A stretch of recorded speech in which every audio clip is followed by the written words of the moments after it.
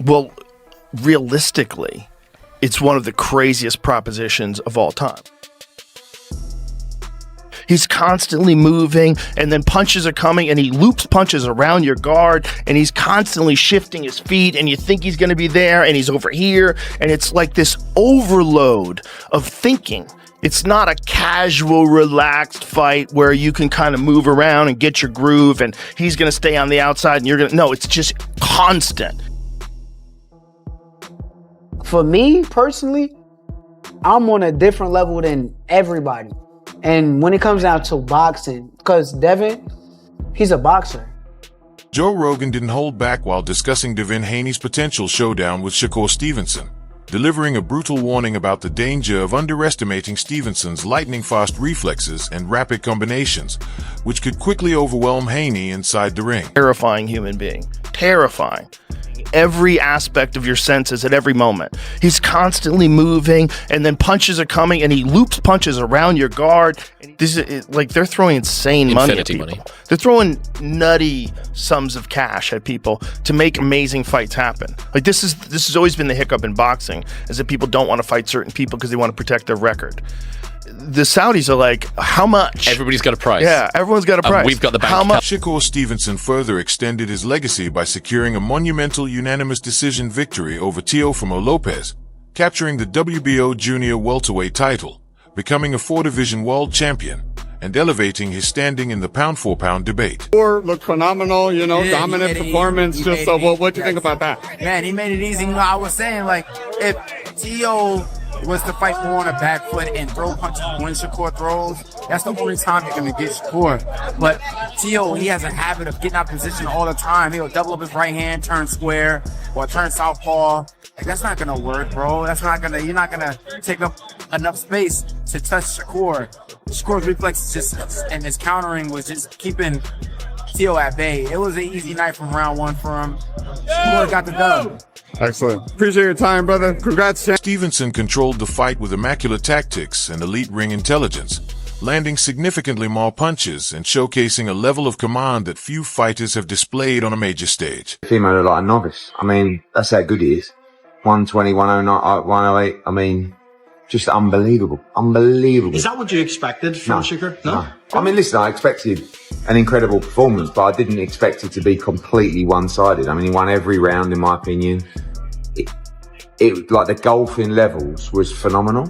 And I said to Bud, like, going into 12, he could do 40 rounds, Shakur. Like, never out of control, footwork, timing, shot selection. I actually think he could have stopped Teofimo if he'd have stepped on him. Teofimo looked like frustrated, just obviously busted up to the face.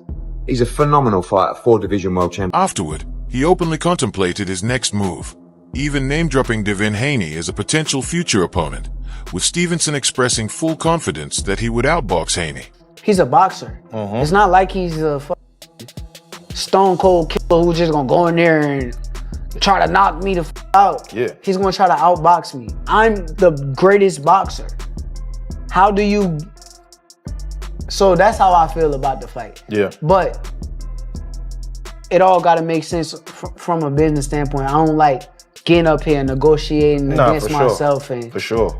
But for me, I'm willing to make the fight. But do you see it as it being that could, like we always said, the Four Kings, even though you wasn't a part of it, the whole plot was like at the end of the road, there's gonna be 2 guys left standing, and that's the big fight. Do you see that as that's potentially what that could be? I'm a bad motherfucker. Yeah, like, you are. I ain't gonna lie. Like, at the end of the day, Devin Haney is a bad motherfucker in his own right, but when you say like 2 guys standing, there's only 1 guy with me, and that's me.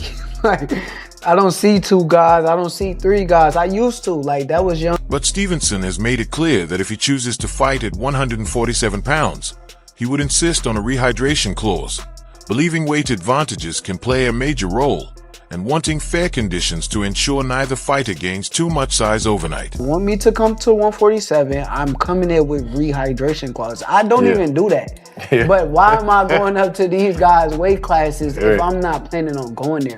So any of y'all want to fight me at 147? Yeah, rehydration. 10 pounds. 10-pound That rehydration, mean- like that the IBF rule, basically. You gotta understand. That mean on fight night, when we get in the ring, they're gonna be 157, maybe 158, max. no bigger than 160 that night. Right. I'm cool with that. So if we could get it like, all right, like the IBF But- rule, 10-pound rehydration. Yes, but think about it. If there's no rehydration clause, these guys gonna give it up to 170 pounds. Yeah, 175. I'm in the 140s on fight night. Yeah. So if I'm 140, they 170. Bro, what am I in here wrestling around with these? Joe Rogan expressed strong confidence in Shakur Stevenson, stating that even without a rehydration clause, it wouldn't make a difference, as he believes Shakur's skill level, speed, and boxing intelligence are so elite that he would still outbox opponents at 147. Nothing. But and there's some sort of a rehydration clause. Listen, kids, it ain't gonna matter. He's not gonna come in drained. What he's gonna do is just do extra cardio, and that's just gonna make him more dangerous. He's gonna be terrified. Terence Crawford has praised Shakur Stevenson's skill, suggesting that other fighters hesitate to face him, and implying that many boxers are reluctant to match up with Stevenson because of how difficult he is both stylistically and technically. Why certain fighters didn't want to take the chance to step in the ring with this fighter. He's great. A lot of people started saying, oh, he's a runner, he's this, he's that. Just to detour people from being excited to see him fight because he's not knocking people out and all that crazy stuff, but they would see why people really don't want to get in the ring with him come tomorrow. I know you've shared the ring with him, sparring plenty of times. What makes Shakur Stevenson great? What makes him different? What makes him, I don't want to say an ilk of yourself, but in the same kind of era, the Bud Crawford era, he's got a Shakur Stevenson era coming through. Everything. The offense, the defense, the poise, the rhythm, the distance, the timing, the punch placement, the react time. Like, I can go on and on. You know, the toughness, the grit, the grind. Like, he's amazing, you know, and tomorrow he will show it. How do you think it ends tomorrow night? Do you believe that Shakur Stevenson can stop Teofimo Lopez? Because people aren't really talking about that. Listen, if T.O. get out of line, you know, he can get hurt. You know, but I see Shakur outboxing him to a decision, a unanimous. Stevenson said he believes he is simply too good for the fighters at 135 and 140 pounds because he has already beaten everyone put in front of him in those divisions. He feels his talent, speed, and technical ability clearly separate him from the rest of the competition, which is why fans are now demanding to see him move up to 147. Shakur explained that people want bigger challenges for him because they know he dominates at the lower weights, and he believes a jump to welterweight would create the most exciting matchups and once again prove that his boxing skills can translate to any division. 47 thing, because it's like, okay, oh, he's better than everybody at 135, 140. Sure. Nobody could beat him, so now we got to test him out at 147. That's how. Because he that good. Yeah, but you know that though. That's the. But tell me I'm that good then. Tell me I'm that good then. Yeah. If that's how y'all feel, tell me. I want to hear it. Yeah, I like that. I will say yes, you are that good. And when people are that good, we want to see a resistance fight. That's all we saying, and that's what I thought Tio was gonna get, and we ain't get that. Damn. Damn, y'all. We gotta find another one. I feel bad for y'all, because y'all gonna be waiting for the rest of my career. Like, God damn, we want to see some. It ain't gonna happen. The most y'all gonna ever get is Zepeda. That was y'all best hope and chance at getting Zepeda? resistance. Stevenson has made it clear that the reason this fight hasn't happened yet is that the money offered was insufficient. He explained that a matchup of this magnitude requires the right financial terms, especially given the level of risk when two elite fighters face off. Shakur believes he has earned the right to be properly compensated for stepping into a major showdown and refuses to accept a deal that doesn't reflect his value in the sport. He emphasized that it's not about avoiding competition, but ensuring that the business side matches the importance of the fight. For Shakur, the money must be right. I asked you about, obviously, whenever you're going to fight Haney, because I think we keep hearing about the negotiations falling through. Is that fight ever going to get made? I would love for the fight to happen. Y'all can clearly see that I want the fight. Yeah. Is what's off about it still the split? I don't think that they want the fight to happen right now. Why would we fight this big risk fighter right now rather than wait a couple of years when we could make more money. But my only issue with it, right? Yeah. If that's the case, don't perpetrate. You talking big, but truth be told, you put me and him in a ring where nobody else can help him. There's nobody else that is gonna be able to fight for him. What's gonna happen? Yeah. Like, he know deep down inside that I'm the truth. That's what he know. He know he done been in the ring with me several times. Go ask him, like really ask him and tell him to be honest about me as a fighter. You'll really hear how he talk. Honestly, I think he's a good fighter, but I think that is. Meanwhile, Devin Haney has repeatedly stated that Shakur Stevenson made a major mistake by turning down the fight over money. Haney claimed that the 25% purse split he offered Stevenson, even though it was a smaller share, would have still resulted in Stevenson earning more than he ever had in all of his previous fights combined, and that rejecting such a payday was a missed opportunity for both legacy and financial gain. At Shakur's resume and look at my resume. Who's sparked the tougher opposition, me or him? The 25% would have been, bigger than all his fights put together he made. All put together? Put together. Were you shocked that he said no? Yeah, ego, made him say no. His ego and the people around him. Kambosos offered me the 22% and the 2 fights to go to Australia and to go sign with a different promoter and to, get the vaccine and go do this and do that. Now that I'm the champion and I'm giving somebody the offer to make more money than they ever made in their life, put together in all their fights, I'm the bad guy. I'm the bad guy. See, when I fought Kambosos, it wasn't for all the money. I was fighting for the same money that I was already making. I know that I could beat him. I know that once I win, I'm gonna be able to call the shots and make all the money myself. So now it's that time.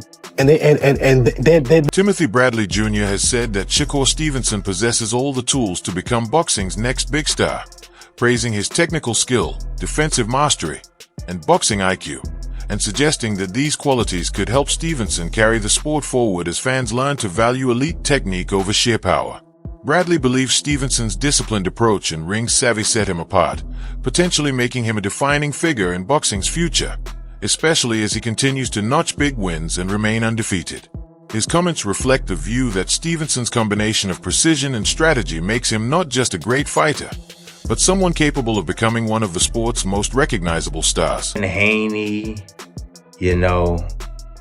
Conor Ben, there's a lot of fights that Shakur can be involved in and beat all these dudes, man. Beat all of them.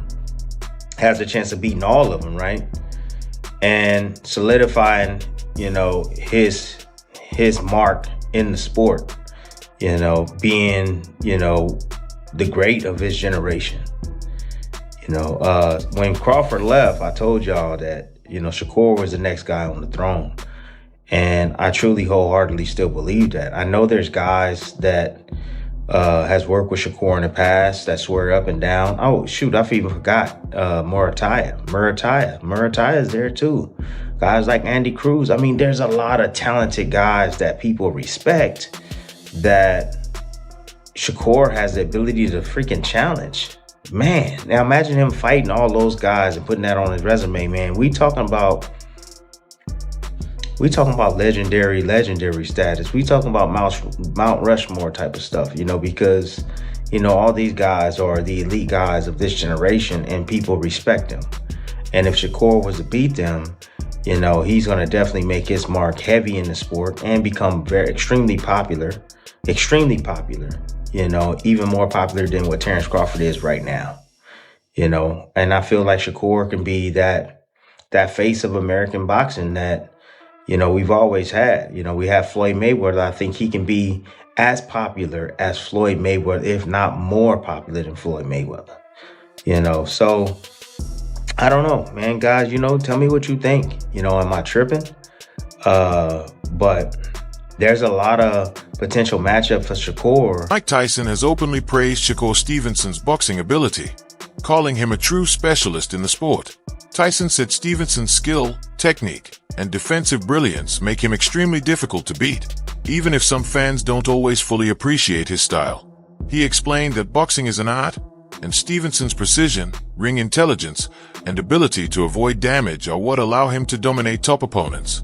Tyson also commended Stevenson's recent performances, highlighting his sharp combinations, smooth head movement, and classic hit without getting hit approach, which exemplifies pure boxing mastery. Shakur Stevenson is a first-class fighter, and I don't think it's going to make any difference that he give the title up because of weight difference.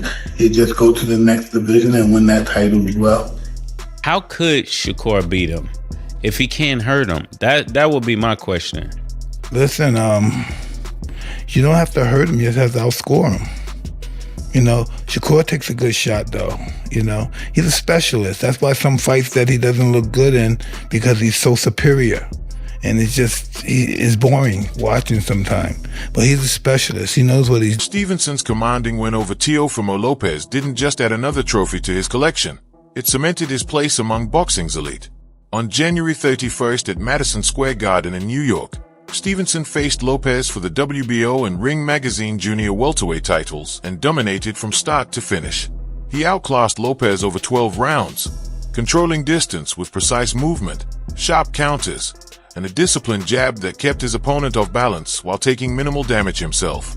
All three judges scored the fight 119-109 in Stevenson's favor, reflecting how thoroughly he dictated the pace and flow of the bout, leaving little doubt about his superiority in the ring.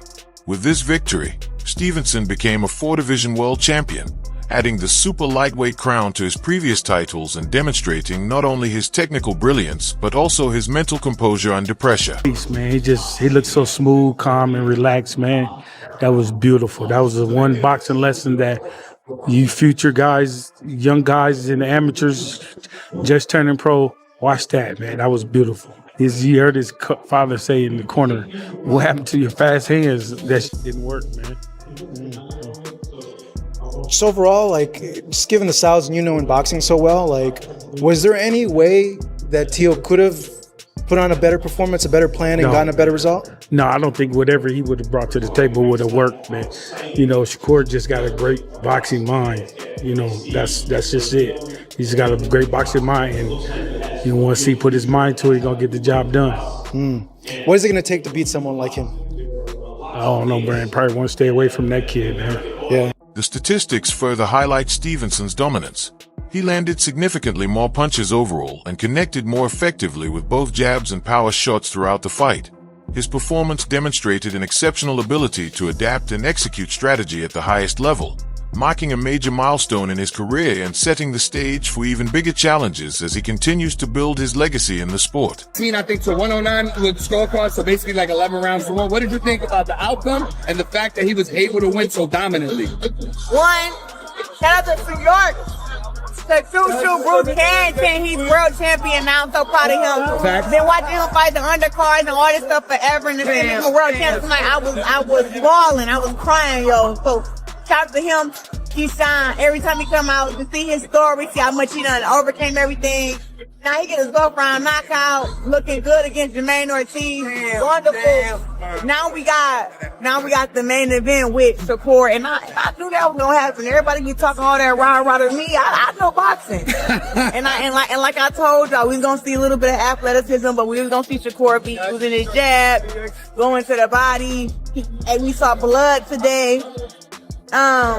Shakur did great today. Only thing I can ask for is a stoppage. I can't ask for nothing. Eddie Hearn recently came out strongly in support of Shakur Stevenson, calling the slick Southpaw one of the most underrated fighters in boxing today.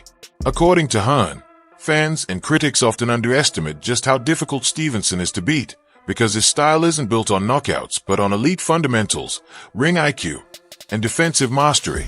Hearn emphasized that Stevenson's ability to control distance, neutralize dangerous opponents, and dominate rounds makes him a nightmare matchup for anyone, regardless of weight class. He also noted that winning cleanly and consistently at the highest level requires a special kind of greatness that often goes unappreciated. In Hearn's view, Stevenson's resume, discipline, and technical brilliance deserve far more respect than he currently receives from the boxing public. Shakur is massively underrated in terms of his achievements and his ability. Everyone in boxing knows how good Shakur is. He is pound for pound, top 5 in terms of quality. But look at the achievements of the young man. At 28 years of age, he's already a 3-division world champion. This is to become a 4-division world champion. Quite remarkable. And Teofimo always rises to the occasion.